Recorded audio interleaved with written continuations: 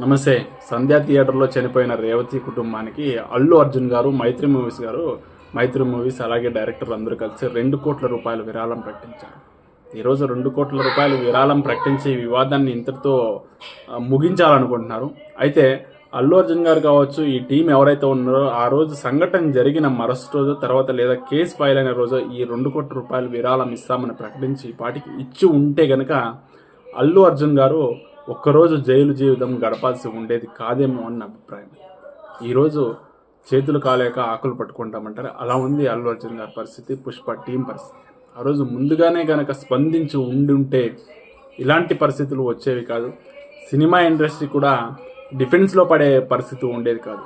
ఎందుకంటే ఈరోజు రేవంత్ రెడ్డి గారు అంటున్నారు స్పెషల్ షోకి పర్మిషన్ ఉండదు, టికెట్ ధర పెంచుకోవడానికి కూడా పర్మిషన్ ఇవ్వాలంటున్నారు. అదే కనుక జరిగితే సినిమా ఇండస్ట్రీకి 100,000 కోట్ల లాస్ అవుతుంది. Thank you.